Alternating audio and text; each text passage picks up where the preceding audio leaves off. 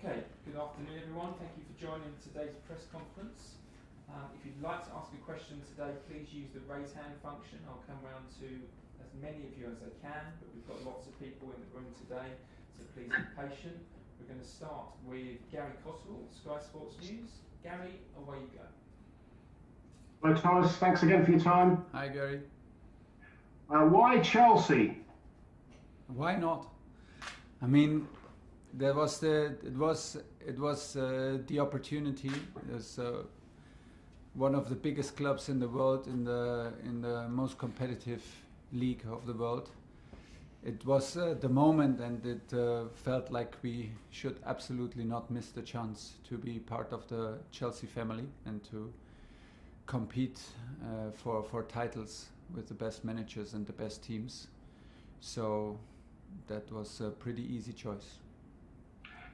Does it concern you at all, the club's reputation for getting rid of managers quite quickly? Yes and no, but on this level where I'm absolutely grateful that I can work on this level, it's like this. If you sign in for Chelsea, you sign in for the hunger of titles. You sign in for being absolutely competitive in every competition you play. I'm totally aware of that. It is like you said, but it does not scare me. We have big ambition. Me myself, I have biggest ambitions. I'm very excited about the mixture of the team. I'm very excited about the structure of the club, and the first days were amazing. And I'm absolutely aware that at some point everybody expects results, but honestly, I'm doing that of myself all the time. You're a extremely experienced coach. You've won many things. You seem like a nice guy. Are you concerned at all that there might be a fan backlash, because Frank Lampard is obviously a legend at the club? Yeah.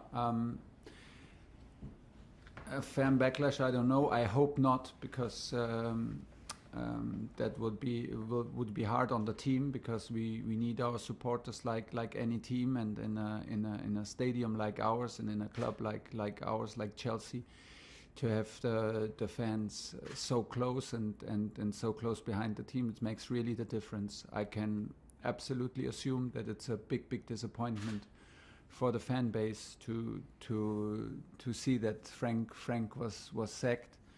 I have, I said this in the first statement, and I can only repeat, I have the biggest respect. I was a huge fan of Frank as a player. It was a pure joy to watch him play and to see him, how he played, with what personality he played. He was one of the key figures to demonstrate in 90 minutes what Chelsea is about intensity, about devotion, about winning mentality. And so I have the biggest respect for him personally and for his legacy. It just got bigger when I received a message today in the morning, and to a personal message to wish me all the best, and maybe meet in the future when this is possible. So honestly, nothing has changed there. But in the last 72 hours, the club made clear to me that this is not my fault, clearly not my fault, and I cannot change the situation for him. The decision was made, and I was handed the opportunity. But I mean what I say, like before. Just a final question from me, if I may. Obviously, there's a little bit of a time to go now before transfer window closes on Monday evening. From what you've seen so far, are there any gaps that you need to fill in the squad? No, and it's hard to judge for me right now, because we have now 1 game, 2 training sessions. I'm very happy with what I see so far, with both trainings and the game yesterday, the performance, the attitude, and the talent and potential. I think we have, the squad is not too big. Right now we have N'Golo Kante came back today, so we have 22 players plus the goalkeepers. that is regarding our program with 3 competitions absolutely not too much. I have the feeling that right now is the guys deserve to be trusted, and I want to trust everybody. If a possibility comes along that we all agree on making us stronger right away, and okay, we will not hesitate, I'm sure, but it's not like we have the absolute need to do something. Absolutely not.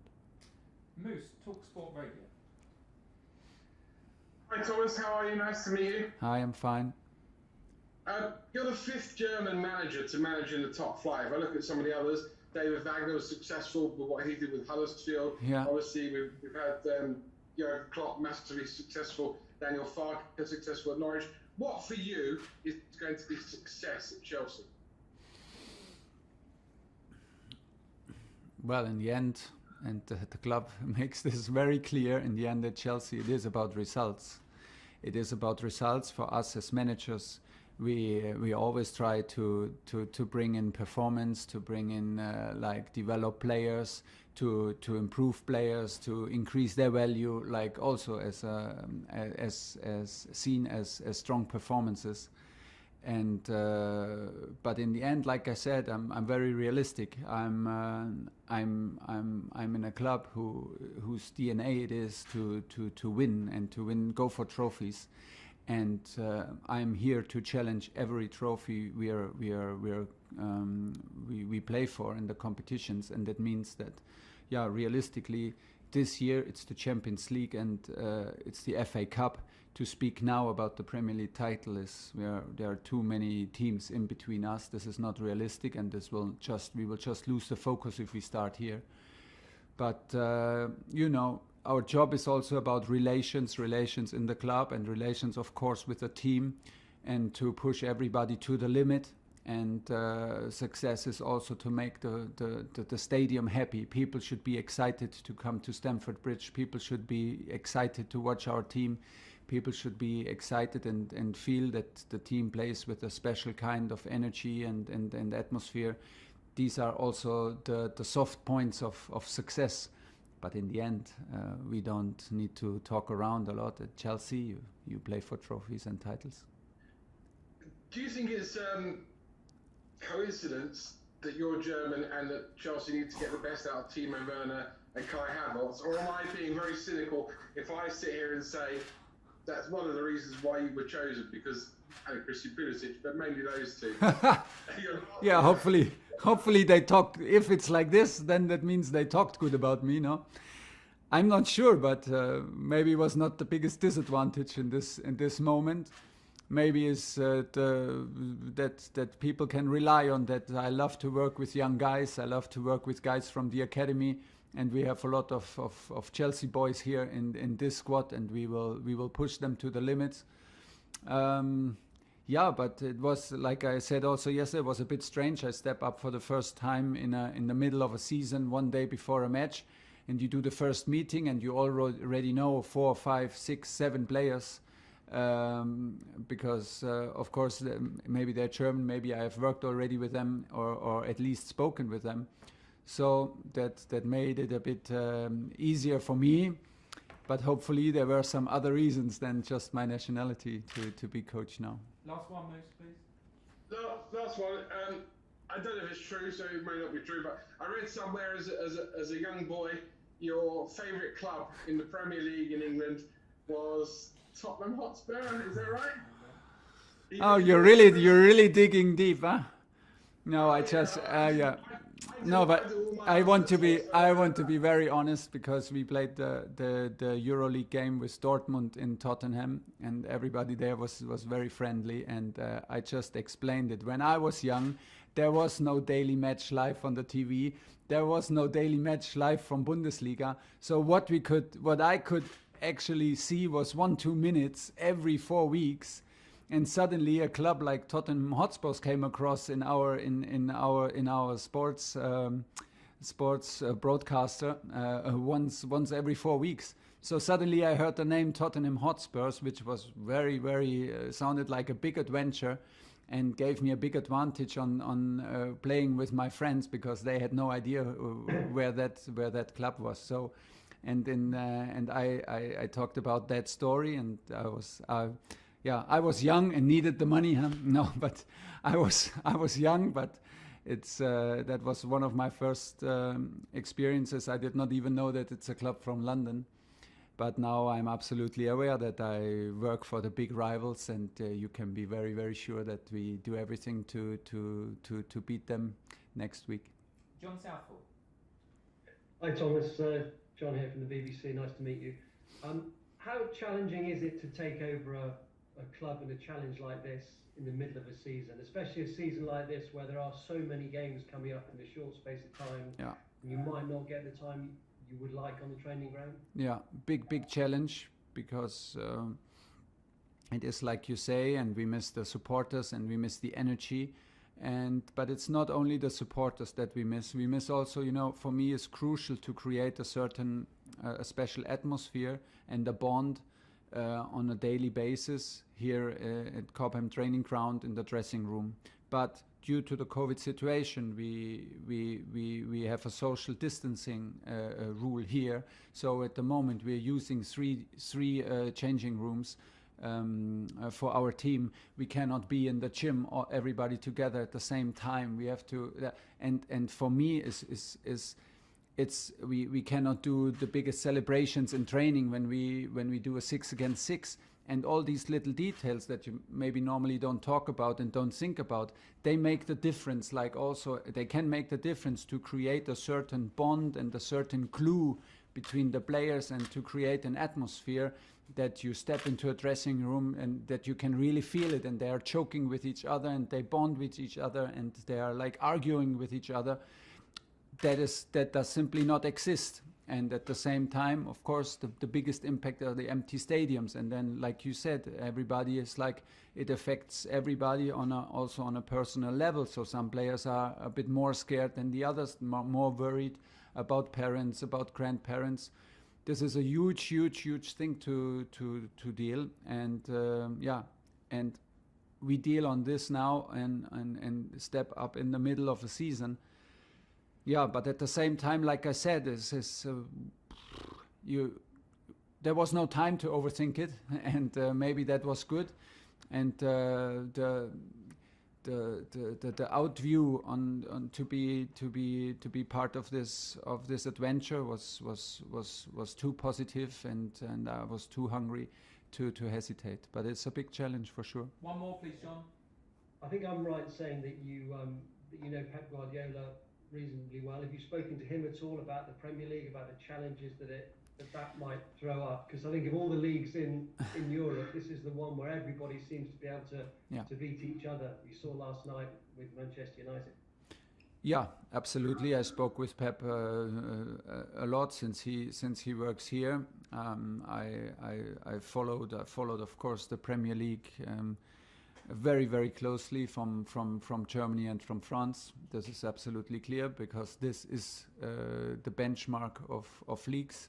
We could see yesterday on a physical level, on the level of athleticism and devotion and a completely different level that we are used to. I love it because it brings out the best in us coaches. I love it because it brings out the best in our players. I truly believe in that. And for me personally, this is something to step up and to compete against the best coaches in the world brings out the best in me, and I want to be ready for that. And I'm very positive about it, and it's a big challenge. Lindsay Hooper. Hi Thomas, Hi. Lindsay from Premier League Productions. You made 3 changes for the game against Wolves, and you brought in experienced players, Giroud, Azpilicueta and Jorginho to start. I wondered whether fans should read much into that and the direction that you might want to go in. No. That was, first of all, it was a totally unfair lineup, because I had no reason for any of the players who did not start. I had no reason why they did not start, because everybody deserved, because we started from 0 and the training before was excellent. So I made the choices for a little bit more experience, because I thought that if a club like Chelsea changes the coach in the middle of a season, a new coach steps in one day before the game, it's the 9th place. There are a lot of teams. I did not know how it affected the young players. I opted for a bit more experience tomorrow and to put this weight and responsibility on the shoulders of the more experienced players. Not of any trust issues, and if you know my reputation and if my last clubs, I will push every youngster to be ready. And what I saw also today in training from the guys who did not play, I have absolutely zero doubts that we have 21 players who are absolutely ready to play for Chelsea in Premier League and win games for us. Nobody should read too much into this. We have to. This is like we have to get known to each other, and we have to do this in the middle of a season. And so that was the reason, but nothing else. Nick Purewall. Hi Thomas, thanks for your time. You said great news that N'Golo Kante's fit. You spoke briefly last night about how excited you are to work with him. Where do you see his best position? Because obviously he's played in loads of different roles in midfield, and you seem to fulfil them all well. But where do you think you best? I think he's the strongest on the double six in the center, in the heart of the game. Gives him a little bit more freedom than he plays a single six. What he can do, but I like he's for me not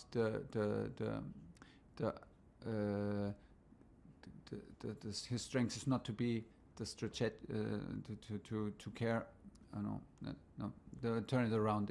For me he's a double six because we can use his energy and we can use his range, his volume in his game, his ability to recuperate and recover balls everywhere on the pitch. For me, he's a guy who is a big helper for everybody, with a big potential, with a mentality of a helper, of a water carrier, but at the same time a world-class player who played a crucial role in the World Cup win for France, and that's why it's super important to have him. And for me, the double six is the best role for him, because it gives him a bit more freedom than he plays the single six, which demands a bit more discipline on the position and maybe cuts his wing a little bit, but I'm sure he could also play there. Okay, we've got time for two more in this section, then we're going to move on to the dailies and finish with Sundays. Carrie, one question for you, and then we'll go to Raphael from Germany Sky. Hi Thomas, Carrie here from beIN Sports. I have to ask you two questions in one then, apologies. Just to follow up from Lindsay's question, your assurance to fans then that the academy players that Frank has showed such faith in won't be punished. You know, Mason Mount was captain in the match before we had started in the last 10, created more chances than any other player. There's some concern. We know it's not, that it was a punishment. Of course, we know when it's not. And I'd like to get your opinion on Billy Gilmour, because we know how much you like the metronome in defensive midfield, the Verratti style play. Everyone very excited about him as a player, some concern he could go out on loan. Your assessment of all that, please. Of Mason and Billy. Yeah. And why you chose to leave. It was just, I wanted like I said, I can only repeat, I wanted to take the weight off their shoulders.